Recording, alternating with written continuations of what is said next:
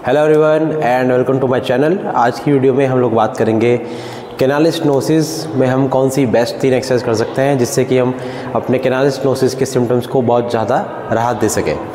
Canal stenosis एक बहुत ही common न्यूरोमस्कुलोस्केलेटल condition है जिसमें होता क्या है, जो आपकी स्पाइनल कैनाल है जिसके अंदर से आपकी स्पाइनल कॉर्ड और स्पाइनल नर्व रूट निकलते हैं वो नैरो हो जाती है। तो होता क्या है कि जब भी हम खड़े होते हैं या चलते हैं तो आपकी स्पाइन में एक्सटेंशन होने के कारण वो स्पेस नैरो होता है और आपको कमर से दर्द निकल के पैरों तक जाता है। यहाँ तक कि स्टेनोसिस के पेशेंट को इतना सीवियर लक्षण आता है कि वो थोड़ा सा भी चल नहीं पाते।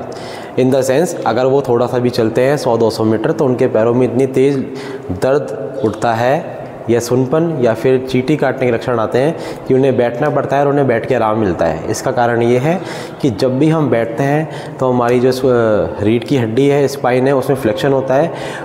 फ्लेक्शन होने से जो आपका स्पाइनल कॉलम का जो डायमीटर है वो 20% तक इंक्रीज़ होता है और खड़े होने से आपकी स्पाइन में एक्सटेंशन होता है जिससे कि हमारा जो स्पाइन का डायमीटर है, स्पाइनल कैनाल का डायमीटर है वो 12% तक घटता है। तो खड़े होने और चलने से स्टेनोसिस के सिम्टम बढ़ते हैं और बैठने से कम होते हैं। तो इन तरह के मरीजों का क्लासिकल लक्षण यही होता है कि चलते समय और खड़े होते समय कमर का दर्द, पैरों में बहुत ज़्यादा बहना और बैठ के या झुक के लक्षण में बहुत ज़्यादा आराम मिलना।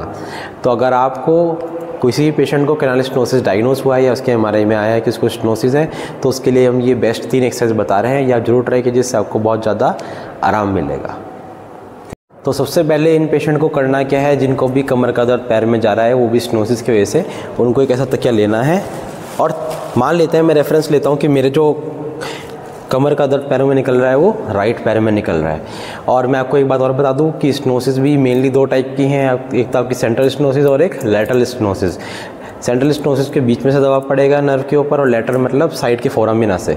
इसके ऊपर मैं आगे वाली वीडियो आने वाली और बनाऊंगा स्पेसिफिक, पर अभी हम देखते हैं कि स्टेनोसिस में हम कौन सी बेस्ट 3 एक्सरसाइज कर सकते हैं। तो करना क्या है, मान लेते हैं कि कमर का दर्द पैर में जा रहा है राइट साइड, तो कैसे लेटना है, एक तकिया इस तरह लीजिए, तकिए के ऊपर एक करवट से इस तरह लेट जाएँ, जो आपकी निचली रीढ़ की हड्डी लंबर स्पाइन है वो तकिए के ऊपर इस तरह आ जाए और आपको इस तरह से लेटना है।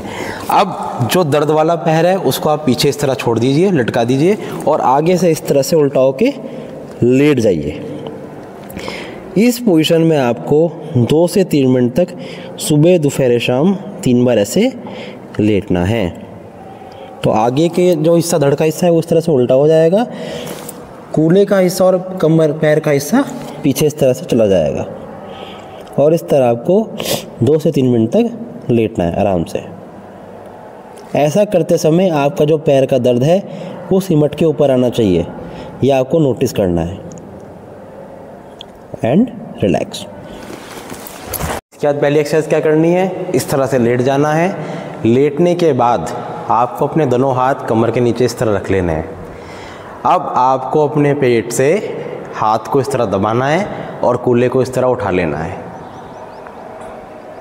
ध्यान रहे आपको पेट से ताकत लगा के हाथ को दबाना है, हाथ निकलने ना पाए, और कूल्हे को इस तरह उठा के रखना है और वापस फिर से पेट से हाथ को दबाना है और कूल्हों को इस तरह उठा के रखना है।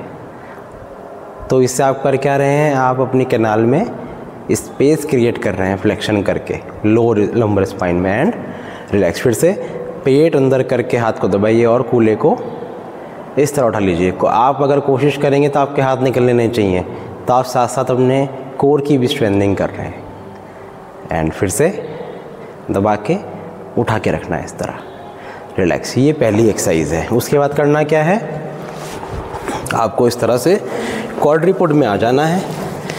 क्वाड्रीपोड में आने के बाद आपको करना क्या है, आपको अपने जो पेट का हिस्सा है इसको इस तरह से अंदर खींच लेना है सांस भर के। तो आपने करा क्या, आपने अपने पेट को इस तरह से खींच लिया। आपने अपने पेट में ऊपर गुंबद बनाने की कोशिश करी कैमल के अनुसार, और सांस लेते हुए इस तरह पीछे जाना है और सांस छोड़ते हुए वापस आना है।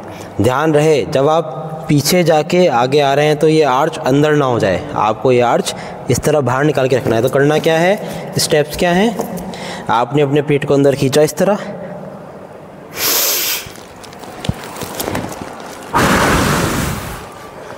सांस भर के अंदर गए,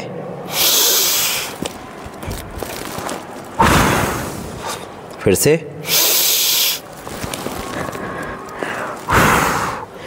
इस कमर को आपको इस तरह उठा के रखना है, इसको इस तरह अंदर धंसा के नहीं रखना। तो कमर उठाई इस तरह और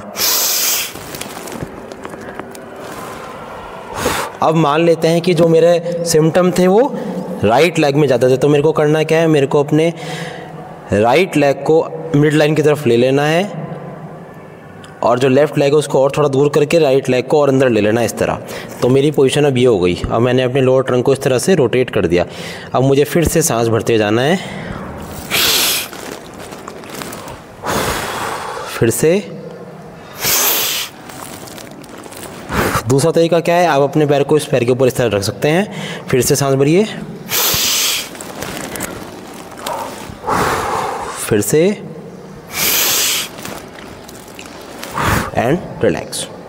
तीसरी एक्सरसाइज करनी क्या है, मान लेते हैं आपको जो दर्द था वो कमर का राइट साइड की तरफ जा रहा था कमर से, तो आपको अपने दोनों हाथ लेफ़्ट पैर के ऊपर इस तरह रख लेने हैं। अब आपको करना क्या है, पेट को अंदर खींचना है, सांस भरते हुए ऐसे नीचे जाना है और सांस छोड़ते हुए वापस। फिर से जितना आप जा सकें और फिर से एंड रिलैक्स। तो आपको एक क्लोज काइनेमेटिक चेन एक्सरसाइज भी करनी है, फ्लेक्शन एक्सरसाइज सपोर्टेड। तो इस तरह से आप कैनाल स्टेनोसिस में 3 एक्सरसाइज करके अपने सिम्टम में राहत पा सकते हैं। तो आप ये एक्सरसाइज ज़रूर ट्राई कीजिए और अपना फीडबैक हमको कमेंट सेक्शन में ज़रूर बताइए। Till then stay connected and thank you.